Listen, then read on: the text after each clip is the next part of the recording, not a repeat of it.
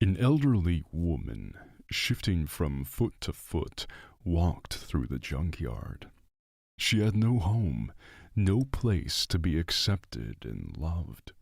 Her only son, whom she had loved so much, had just put her out on the street. Now he was living in wealth, enjoying life, and just being happy. He didn't even consider the fact that, while he was enjoying his wealth, his mother was asking passersby for money, unable to find a single piece of bread, often starving all day long.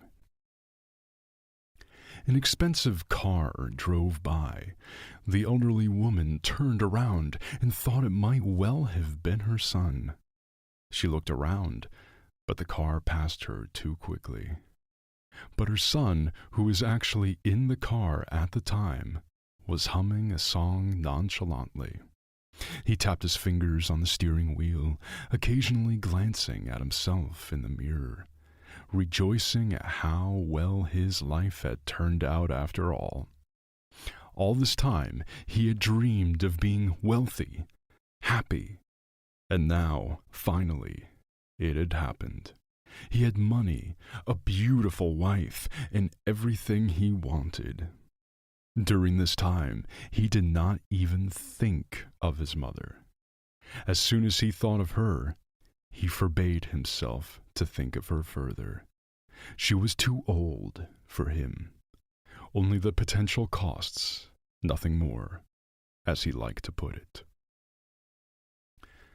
"Here we go again," Charles said grudgingly, as he looked at the phone number that popped up on his screen. He put the phone to his ear and rolled his eyes. "Hello, I'm driving." He spoke sharply, and it was immediately clear that the person who called him clearly did not like him. It was the wife he loved. He had long wanted such a beauty to show off to his partners. The longer he was with her, however, the more trouble he had with her. Lately, he had grown very tired of her pretensions, of her constant tantrums, of the endless conditions he had to agree to for her sake. "Look, honey, you said we were going to buy a phone. Why do I have to wait? My friend posted a picture on social media today. She now has the phone I wanted. I'm embarrassed to even go with it today. Do you want me to embarrass myself?" Karen was indignant.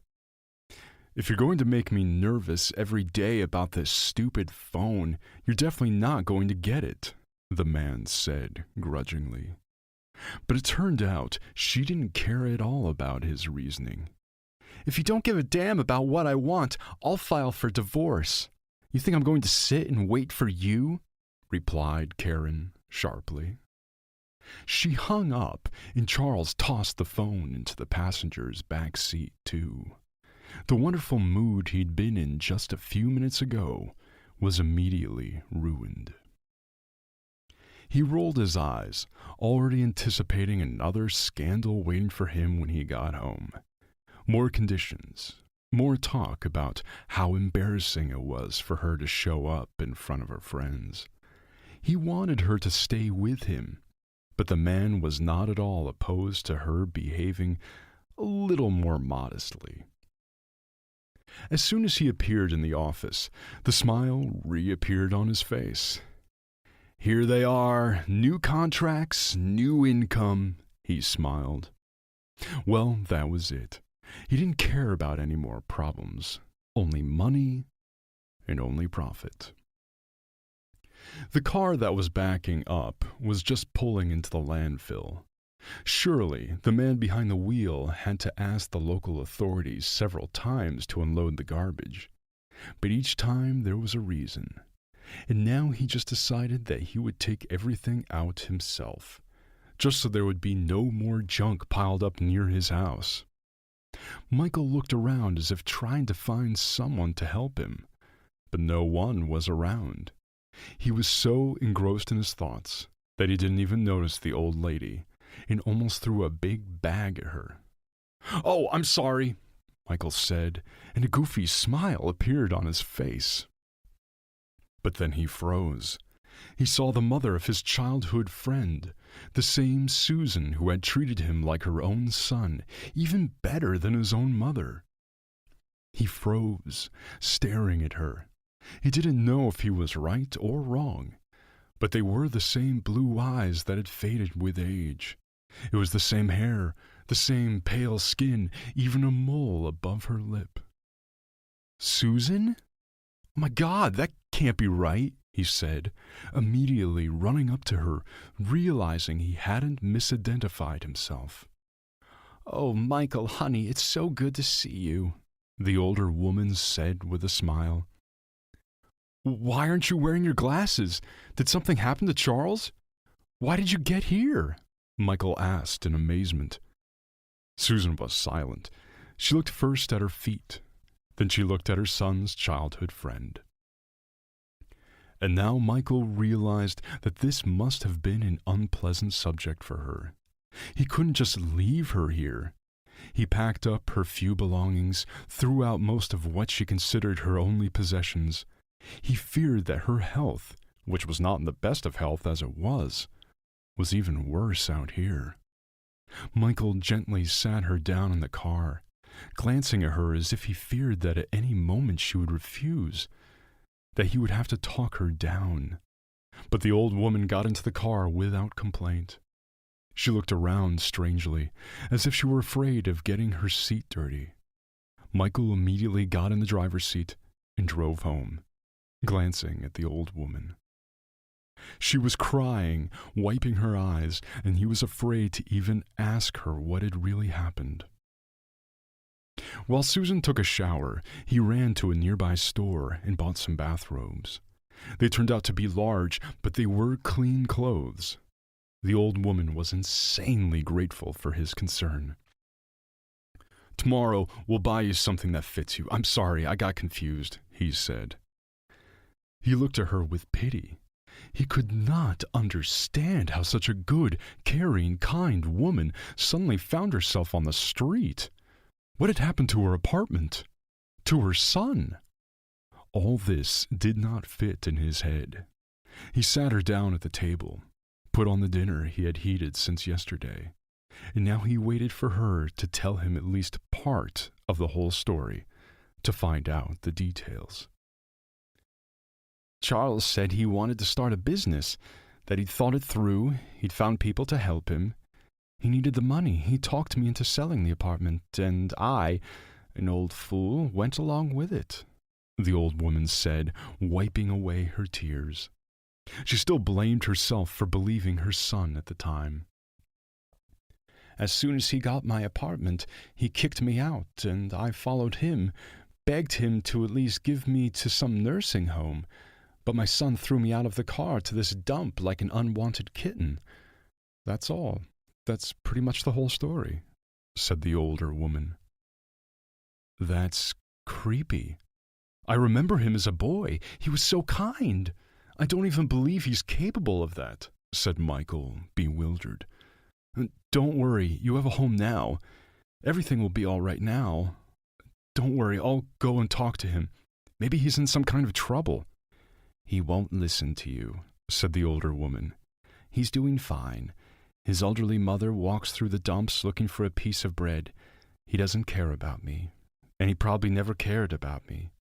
Now he only wants money, and he doesn't want his own mother. Michael's heart just cringed when he saw her crying. He wanted to do whatever it took to keep her from being upset anymore, to not see her tears dripping on her clothes. Michael's mother had always been an alcoholic. She drank a lot. For weeks, she couldn't get out of her rather dubious states. His fathers were constantly changing, so he could not count on their support. And only his neighbor, Susan, was always ready to take him in, to help him, to give him advice, and to feed him. She would do anything to keep the boy alive in this nightmare world. He remembered how she had treated him when he was a boy, and he would not abandon her now, even if her own son abandoned her again. The next day, Michael arrived at his old friend's house to discuss all that he had learned and what had happened. He wanted to hear from Charles that he had abandoned his own mother, to look him in the eye, because he could hardly believe that his childhood friend was capable of such a thing. When Charles accepted Michael, he was all lit up with happiness, but he wasn't happy to see his childhood friend. He was happy they had another chance to brag about what he had accomplished. "Here, look, what a business, what an office, all mine, and all by myself. Well, maybe not all by myself, but it's definitely all mine now," the man said smugly. "You better tell me, why did you kick your mother out of her apartment?"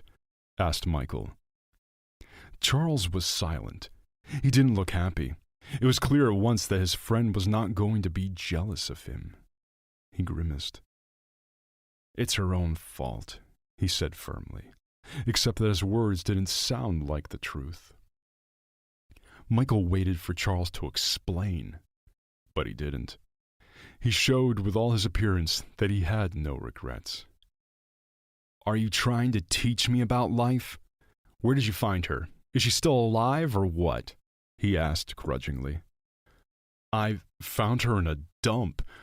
Why do you live here in riches while your old mother searches for a piece of bread in the dumps? Can't you pay for your mother to go to some nursing home? She gave all her years of her life to you, taking care of you. Look, fate will punish you severely for such a thing," said Michael. "I'm not afraid of any fate," said Charles with a chuckle. Michael knew at once that there was no use in explaining anything. He looked intently at his friend. He was already a different man, spiteful and mercenary. Before him stood a man who had thrown his own mother away, and who did not care about her health or her life. "Okay, let's end this dialogue," Charles said emphatically. A nasty smirk appeared on his face again. "Come on, join me. We're going to the restaurant now, and I'll ask my wife to bring a girlfriend. And then maybe I'll take you into the business too." Charles held out his palm. Michael didn't shake his hand. The man turned around rather abruptly and walked out of the office. Michael was on his way home. He went over in his head not only the whole situation, but also Charles's words. He had no regrets about what had happened. He didn't even ask how his mother was feeling. He was thinking about girls, fun, and money. Michael could hardly recognize this man as someone he had once been friends with. Susan was sitting at home. She was holding the phone that Michael had given her. Susan didn't believe Michael could change her son's mind. But somewhere in the back of her mind, she hoped that her son would change his mind and call. But her son didn't call. Not an hour or two. Susan wiped away her tears again. She did not understand what she had done to deserve such treatment. Of course, now she was insanely grateful to Michael that he had saved her, given her a home and food, and was not going to leave her. But she cried because her own son, the man for whom she was willing to do anything, had just kicked her out to sell an apartment. She cried because she missed her son so much.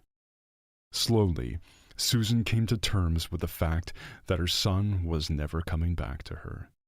She wasn't waiting for an apology. She expected at least a phone call.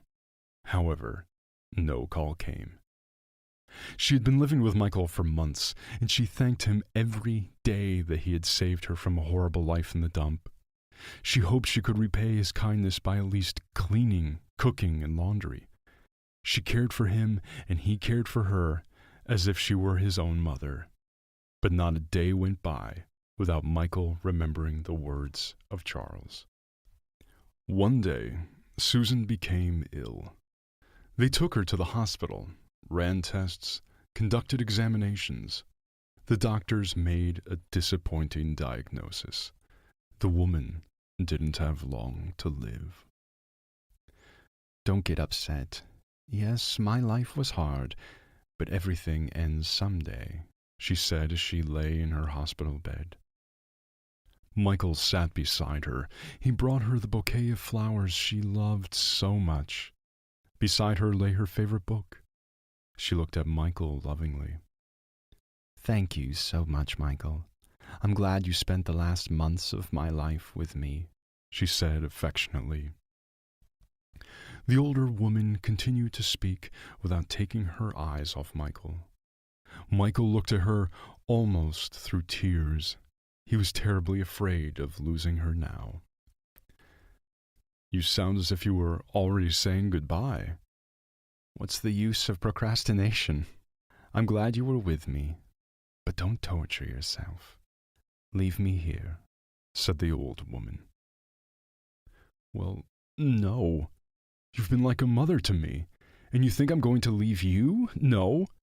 You have a home, and you will be home," Michael insisted. He wasn't going to leave her at such a difficult time, and if she was destined to live only a few more months, he would want her to spend them in comfort, next to a man who was willing to take care of her. Just a few days after Susan was home, Michael made another attempt to reason with her son. He made an appointment and arrived at the right time. "I knew you'd change your mind. No one turns down that kind of money. Did you see the car I bought?" smirked Charles. He didn't even ask about his mother. He was sure Michael had come here to get a job with him. "Charles, your mother is dying," Michael said, looking him straight in the eye.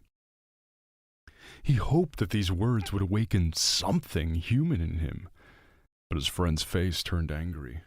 "Whatever, she's old now. Do you even know how much money she needed for treatment? I could have bought a car with that money," Charles said sharply. Now Michael was in shock. He looked at his childhood friend and couldn't believe it was the same person.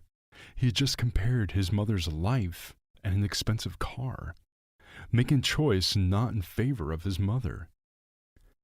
"Are you completely obsessed with your money? Your mother is dying. I'm not asking you for money. I'm not even asking you to come. All I'm asking you to do is call her. She won't let go of the phone. She keeps waiting for you to call her." "Apparently she's completely out of her mind," Charles replied.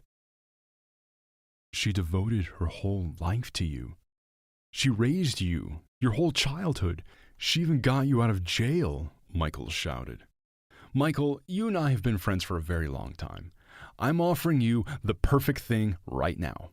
I'll call good people and they'll help you like they helped me. This is the only time I'm offering you.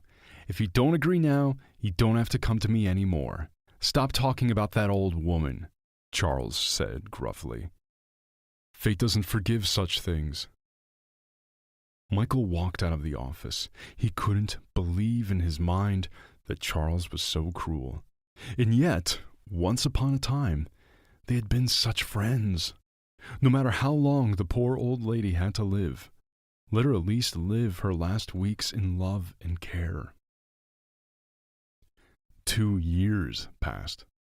Michael stood at the big gravestone looking at the picture, a smiling, happy old lady. "Thank you for everything, Susan," Michael said with a smile. He put the flowers down, stroked the photograph with the palm of his hand.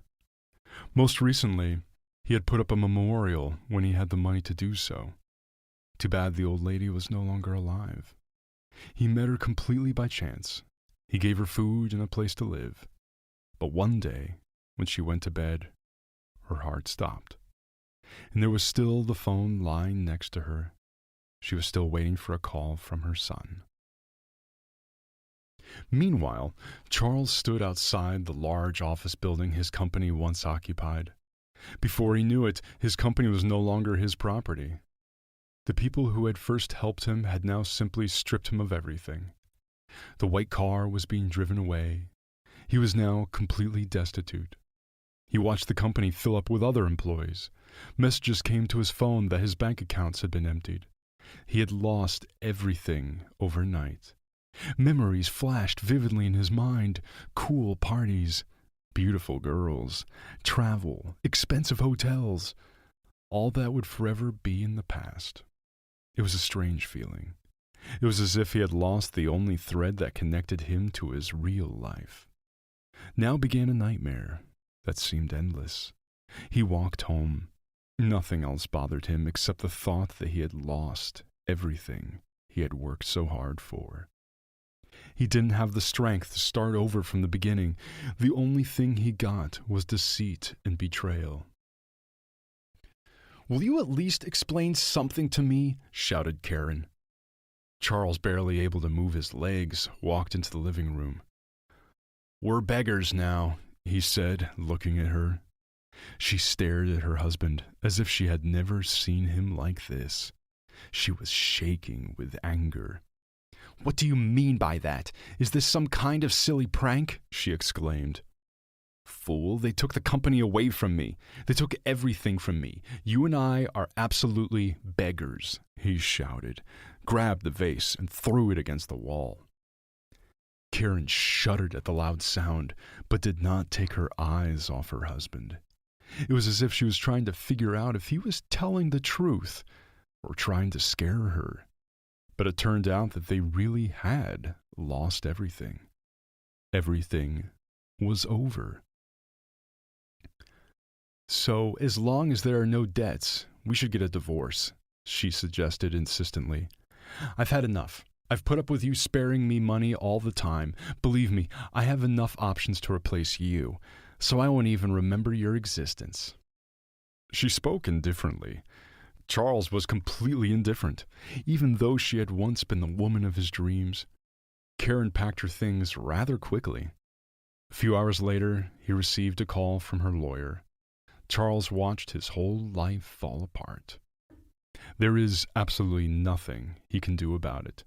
He just watches from the sidelines and blames himself for not getting his insurance in time. Then the words of his friend popped into his head about how fate would punish him very cruelly for the way he had treated his mother. Then Charles laughed and said there was no such thing as fate. Now he understood that he had received it all as punishment, and that nothing more could be taken back. With anger, he grabbed everything he could get his hands on, tossing it around, not knowing how to make himself calm down. Charles decided that all was not yet lost, because at night he had a wonderful idea to go and apologize to his mother. What if all this was still reversible? The idea seemed so wonderful that he did not wait for the right moment, getting ready literally in a matter of hours. The car was gone, no money for a cab either. Charles walked, remembering where his former childhood friend, who was so eager for him to make peace with his mother, was now settling in. "Look, here's the thing. I've decided to apologize to my mother," Charles said as Michael opened his apartment door in front of him. "Then go to the cemetery. Your mother's dead," Michael pronounced. "I saw in the news what happened to your office. You think you'll ask her for forgiveness and everything will come back to you in a heartbeat? No. You don't get to judge me," Charles said. "It is not for me to judge you? Your mother, whom I took in, even on the day she fell asleep and didn't wake up, kept her phone beside her.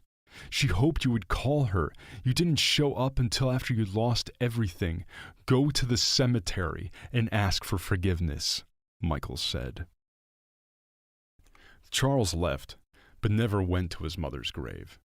He couldn't go home because he didn't have a home either. There were only debts and an impending divorce. A week went by. Another. The months flew by. The divorce was over.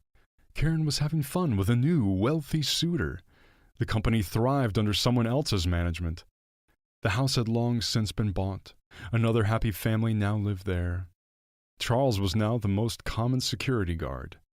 Thought he would never return to a happy life again. The partner entered the premises. His face lit up with a smile. "Why so happy?" asked Charles. He himself thought that with a salary like that, it was impossible to be happy. "My wife called. We're having a boy," the man exclaimed cheerfully. He clapped his hands and laughed happily. It was obvious at once that this news brought him a lot of positive emotions. "Why are you so happy?" "One baby expense," said Charles. Well, the hell with money. Are we living for money? Said the partner. There's nothing more precious in life than family. Raising children, loving one person all your life, making up, fighting, going through all the hardships of life. That's happiness. And money? If you ask me, it's better to have a happy family than to be rich but lonely. These words had such a powerful effect on Charles that all the way back to his dormitory, he thought about family. His mother, the poor unfortunate mother who had worked 3 jobs to give him a decent future. And how did he repay her? He put her out on the street because he didn't want to spend the money on a new place to live for her. He didn't want to spend the money on treatment. He just got rid of her, thinking she was an unnecessary expense to him. After all, she was the only person who truly loved him. Even after all he had done, she would take her son back. And now she was just lying in the damp earth. Involuntarily, tears appeared on his face. Monstrous images flashed through his mind of how cruel he had been to his mother. As soon as he reached the apartment of his former childhood friend, Charles fell into his arms. Michael hugged him for old time's sake.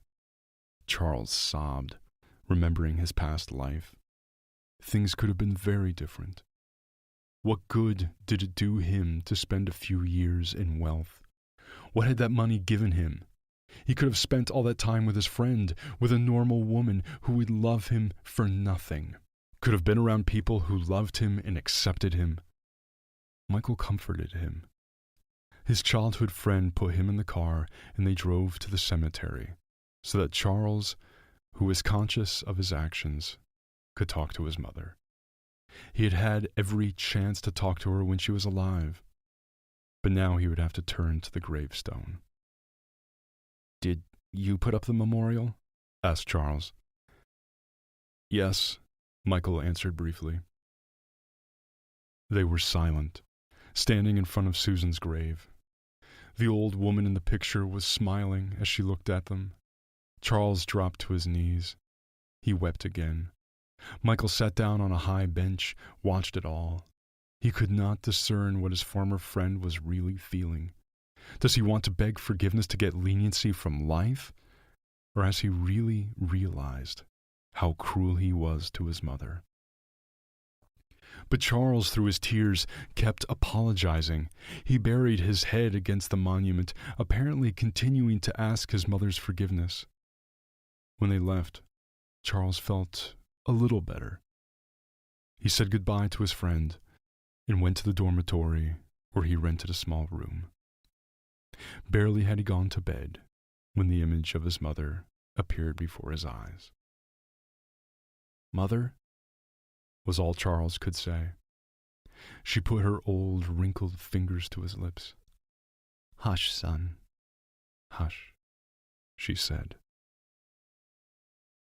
"Nothing, Charles. Nothing. I don't hold a grudge against you. You're my son. That's the way it is. I waited for a call from you at least, but I didn't. Goodbye, son. Goodbye for now," said the old woman. He begged her forgiveness again. She hugged him. He felt warm, but immediately realized it was just a dream. The old woman looked him straight in the eye. "Start all over again, son. Only this time, do everything yourself.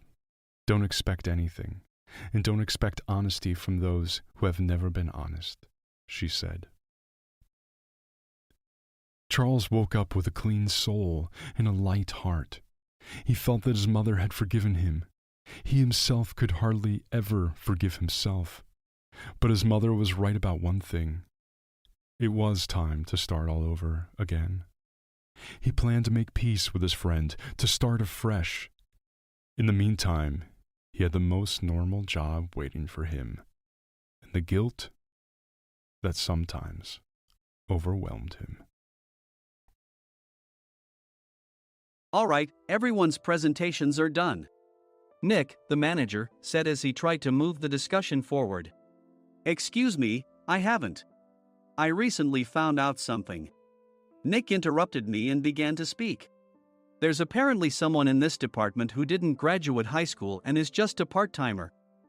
Meetings should be for employees only. Absolutely right. His lackey, Mike, of course, agreed with Nick. I'm leaving. After leaving the meeting room, I started to shut down my computer. I noticed that an email had arrived, not in my personal inbox, but in the company's shared email. Thinking, there's no point in speaking up, no one will listen, I went home quietly. The next day, I heard a commotion from Nick's desk. He was staring at his computer screen, his face pale. Nick! Is something wrong? Mike looked at the screen with him. And he turned even paler than Nick. Why is he so angry? Knowing the reason for Mike's distress, I thought to myself, serves them right. My name is Adam. My mother passed away when I was in the 9th grade, and I was raised by my father. Well, you could hardly call it being raised. After my mother passed, my father changed. He drowned his sorrows in alcohol, and though he still went to work, he squandered our living expenses on horse racing. Because of that, I had to start working part-time as soon as I entered high school. Every month, I went to the convenience store with bills in hand that couldn't be auto-deducted from my father's account. Even though I endured it because I didn't want to be alone, I reached my limit in my 2nd year of high school and dropped out. I found a live-in job at a distant inn. Thank you for everything. The day I left home, my father, still staring at the TV, spoke. Take care. That was our last conversation. Back then, 18 wasn't the age of majority, so I needed my father's permission to work, and I couldn't hide my place of employment. Yet, my father never visited me even once. I kept working just to survive, and before I knew it, I was 42. Years of hard work paid off, and I was transferred to the headquarters. I was thrilled to be recognized by the company, as I thought I'd be working in the field until retirement due to my lack of formal education. Listen up. Our work can change the future of our employees. Don't drag us down. On my first day after the transfer, Nick, dressed in an expensive suit, spoke sternly. There was a reason for this. Our inn was located in a prominent tourist destination, known so well that everyone in the state could sing its commercial jingle. At its peak, we had 5 locations within the state. But that was long ago. Due to financial difficulties and aging facilities, only the place where I had worked for many years and the original establishment remained. I was prepared to lose my job anytime, but now there was a glimmer of hope. With the rise of social media, the tourist area where the inn was located started gaining attention again. Depending on how hard the sales department, where I was transferred, worked, we could either thrive or be forced to give up this prime location to the new hotel chains continuously popping up. For Nick, who had switched careers from another industry to strengthen our sales, this was a battle he couldn't afford to lose. I understood why he had to be strict. I will do my best. Nick sneered at my enthusiastic declaration. Did you not hear what I said? I'm sorry. I thought I was listening carefully. Out of habit from years of customer service, I apologized reflexively, though I had no idea what had offended him. Someone was watching me with a smirk. In this department, there are those who are expected to excel and those who have been shoved here because they have nowhere else to go. You are the latter.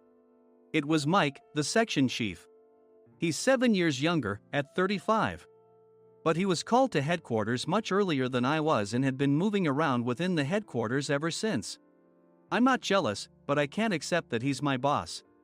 Graduating from a prestigious university, he has an unusually high pride and caused many problems as a newbie, making things very difficult for me when I was the front desk leader.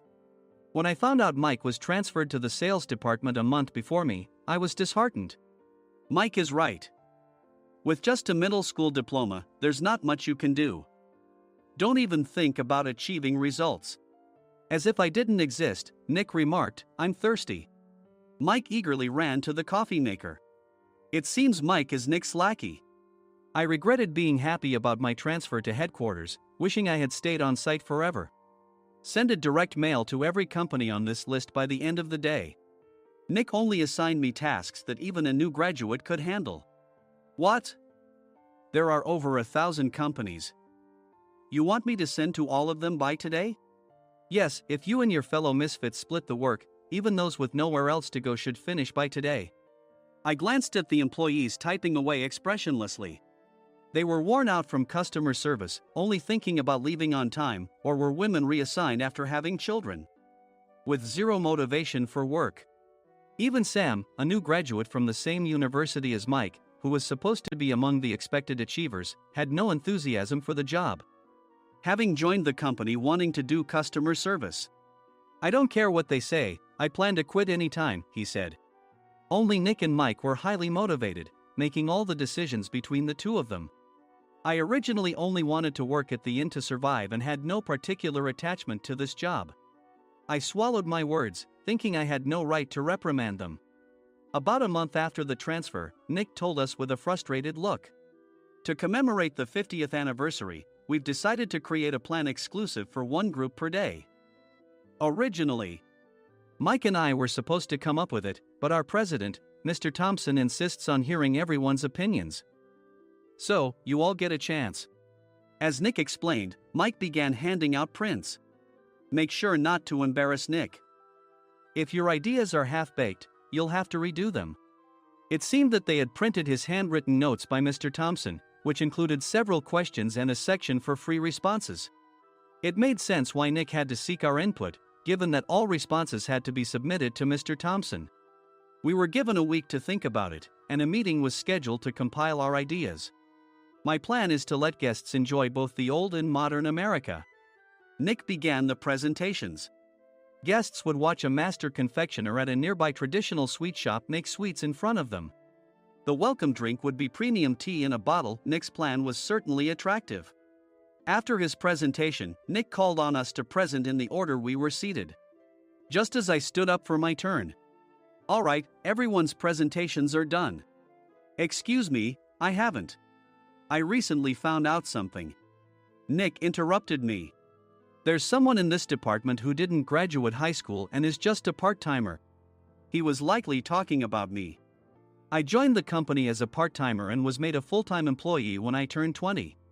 That was 20 years ago, so Nick and Mike probably had no chance to know until recently. Meetings should be for employees only. Absolutely right. After that, Nick kept creating opportunities to solicit everyone's opinions, purposefully excluding me from speaking. The meeting unexpectedly heated up and went past the scheduled end time. A few people asked to leave, and the discussion continued with the remaining few. "Still here?" Normally, you'd leave in that situation.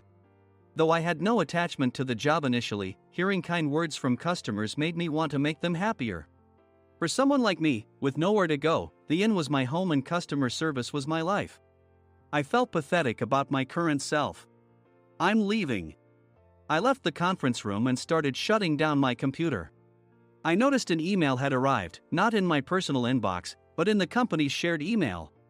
Thinking no one would listen to what I had to say anyway, I quietly went home. The next day, while preparing the DM as instructed, I heard a commotion from Nick's desk. In his haste to stand up, he hit his knee on the desk. He stared at his computer screen, his face pale. "Nick, what's wrong?" Mike, thinking he should be the first to rush over, approached Nick while still wearing his coat. He peered at the screen with Nick. And he turned even paler than Nick. Why is he so angry? Who is responsible for this company? Nick, more irritated than ever, asked, and Mike answered without checking. Probably Sam. Sam wasn't there because he was attending a morning training session for new hires. Nick gave up on getting angry and returned his gaze to the screen. They were looking at an email that arrived right after the end of the working day yesterday. Apparently, no one, including me, had checked it before leaving. The email was from a large company that used us for their annual employee trips. The president and executives of that company also frequently used our services personally. President of the company, Mr. Mason himself, had declared that neither he nor his company would ever use our services again. Well, some companies cancel their employee trips or stop using our services due to financial struggles. Let's just move on. Mike kept wiping the sweat from his forehead with a handkerchief. Knowing why Mike was so agitated, I quietly watched their interaction. Do you know how much revenue we get from that company? We can find other guests to fill the rooms, but we'll lose the banquet costs, gift shop revenue, rental car fees, and more. Moreover, the gifts were supposed to be prepared by the traditional confectionery shop involved in Nick's proposed plan. If it's known that we incurred such a huge loss at this critical time, Nick's position in the company would be jeopardized. Nick took a deep breath, seemingly trying to calm himself. All right, Mike. Go to New York right now and apologize to Mr. Mason. What? You're coming with me, right? I have urgent work to do. I trust you, which is why I'm entrusting this to you. Please. Mike, believing Nick's sincerity, agreed with a determined look on his face, saying, yes. That's Nick for you. Even if Mike went to apologize, Nick would shift all the blame onto him if the client didn't change their mind. Well, it was Mike's fault to begin with, so it served him right. About 3 hours later, Sam answered a call from somewhere and repeatedly apologized, saying, I'm very sorry. Everyone watched to see what was happening. After ending the call, he informed Nick with a weary tone. When Mike arrived at the client's company, he only made things worse, further infuriating Mr. Mason. He was demanding, get his boss here immediately. It was no wonder Sam was exhausted, dealing with such a call right after returning from training. What is that idiot doing? All right, Adam, you're coming with me. If sacrificing Mike didn't work, then I must be next. Normally, I'd want to refuse at all costs, but I saw an opportunity in this situation. If I can be of assistance, I'd be happy to join you. I immediately followed Nick, and we flew to New York. When we introduced ourselves at the reception, it became clear how serious the situation was. As the receptionist personally escorted us to the president's office. Angry voices leaked through the door, making both Nick and me uneasy. Excuse me. I'm Nick, the supervisor. I understand my subordinate has caused you trouble, and I deeply apologize. Nick, with his experience in the corporate world, knew enough to offer an apology before excuses. However, his customer service skills left much to be desired. I sighed as I saw Mike trembling like a small dog in the corner of the room. What kind of training are you giving your subordinates? Mr. Mason glared at Nick with a red face. The intensity of his gaze made even Nick take a step back. Regrettably, I joined this company only 2 years ago and was unaware of Mike's issues. I should have identified his shortcomings sooner. Indeed. I should have realized sooner. No sensible person would come to apologize and then give a lengthy presentation on the drawbacks of not using their in. Nick froze, his mouth slightly open. Suspecting the worst, I picked up the documents that had fallen to the floor. It seemed Mike hastily prepared these documents on the plane, listing the disadvantages. Disadvantage 1: if you change the venue for the company trip, employees might suspect it's for cost-cutting reasons, leading to a negative impression. Reading it aloud half-jokingly, Nick snatched the papers from my hand and checked the contents with a furious expression. Among the stack of documents was a receipt from a nearby convenience store's copy machine. I felt a pang of dread, hoping he hadn't shown the receipt as well. What do you think he said when I asked what kind of nerve he had to do this? I'm very sorry. Faced with the dire situation, Nick must have thought there was nothing left to do but apologize. In a voice smaller than I'd ever heard from him, he uttered words of apology. He said, I'm a Harvard graduate. I don't believe I said anything wrong. Mike, what have you done? Forgetting his plan to pin the blame on Mike, Nick yelled loudly, even in front of Mr. Mason. I didn't do anything wrong. You're still saying that? Look at him. Mike pointed at me with a shaking hand. I was assigned to headquarters in my 20s and now I'm a section chief. This guy only made it to headquarters at 42. Everything I've done proves I was right. So why are we losing the contract? Having said his piece, Mike collapsed to the floor. Of course. You were sent there because you had nowhere else to go. Mike never expected to hear such words from someone he looked down upon. He lunged at me, and Nick hurriedly stepped in to stop him. Mr. Thompson told me Mike is a quick thinker, and to take good care of him. There's no way he was pushed aside. Don't make things worse here. He didn't say quick thinker, he said only quick-witted, didn't he? I don't remember that part. I recalled the many troubles Mike caused when he was a newbie. When Mike was on the front line, his pride was so high that he never apologized to customers. Customer service, especially in our job, doesn't work alone. It brings both good and bad situations. If the front staff or housekeepers made mistakes, or the cleaning company didn't properly clean a room, one had to apologize to the customers regardless of personal fault. Mike, in such situations, would never apologize, insisting he wasn't at fault. This often angered customers, and as the front desk leader, I frequently had to apologize on his behalf. He caused complaints and disrupted operations, which is why he was quickly moved to headquarters. In departments where he didn't interact directly with customers, his quick thinking was beneficial and things went well. But it seemed his flaws were starting to show. Corporate reservations are supposed to be entered into the system by the sales representative. But a quick check yesterday revealed that more than 10 items were missing from the client's reservation. The handover document clearly stated what needed to be prepared. Why didn't you enter it into the system? Why do we have to give them special treatment? Filling rooms near the banquet hall, setting up all the food in advance. Specifying the brand of wine, they're too demanding. No wonder he always angered customers, I thought, feeling a headache coming on. Grouping them in rooms near the banquet hall is for our benefit too. It makes it easier for the staff to set up beds and serve breakfast since everyone's schedule is synchronized. As for the other requests, Mr. Mason suggested them to lighten our load. I didn't know that. Nick finally seemed to realize that Mike was the one who had angered the client. What did you say to them? I just told them we wouldn't give them special treatment anymore. We shouldn't waste effort on things that don't bring in money. I was utterly exasperated at his lack of understanding of customer service. Of course, we shouldn't comply with unreasonable demands. But carrying over successful practices from past stays makes customers feel remembered and enhances their experience. Good memories encourage repeat visits. That's part of our job. I looked down at Mike, who was sitting on the floor. In our job, nothing is a waste. Mr. Thompson likely moved you to the sales department, hoping you'd finally understand this. How do you think he feels now that you failed to meet his expectations? Mike, tears in his eyes, fled the president's office. I was amazed he still hadn't apologized. You have it tough, Adam. It's okay, we're all employees of the same company. I deeply apologize for this disrespectful incident. Especially after all the care you've shown us. If it weren't for you, Adam, I really would have stopped staying here. When I heard you were moving to the sales department, I was willing to reconsider if you handled it. Seeing us talk so amicably, Nick's face contorted. Do you two know each other? Adam's service is excellent.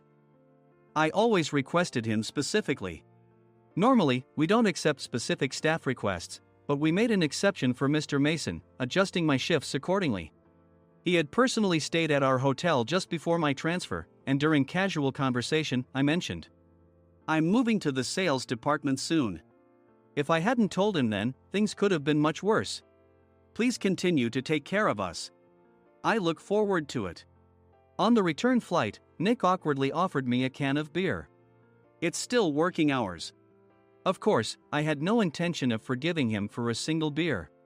Nick might try to pin everything on Mike and avoid any consequences. While pondering this, a startling fact came to light. Nick, the tea bottles for the plan have arrived. I handed Nick a bottle labeled with our inn's name. They look good. What are you talking about? These are plastic bottles. I had assumed we would use the trendy, high-end bottling tea. But what arrived were ordinary plastic bottles of tea with customized labels. The only unique aspect was the label, which had the inn's name, making it look customized. Upon further investigation, I discovered that a substantial amount of money was set to be paid to the tea company. It was priced like bottling tea.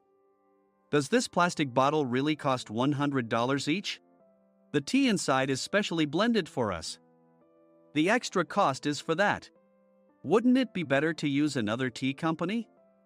Or is there a specific reason we must use this one? As Nick continued to make excuses, I showed him a printed email. I informed the tea company's president, Mr. Mitchell, that we discovered irregular payments and he confessed. He said you two were high school classmates and planned to split the extra money. That idiot. Why did he confess? That's not important. You should worry about yourself, this could turn into a police matter. Opening the bottle cap, I suggested. How about calming down with this tea? It supposedly has a relaxing effect. Nick drank the tea frantically. In the following days, decisions were made about their fates. Mike was reassigned to the General Affairs Department, with no chance of transfer or promotion, as per Mr. Thompson's orders. As for Nick, since the payment to the tea company hadn't yet been made, he narrowly avoided legal trouble. Instead, he was encouraged to leave the company, and to avoid further complications, Nick submitted his resignation. Rumor has it that connections between HR departments have made it difficult for him to find new employment.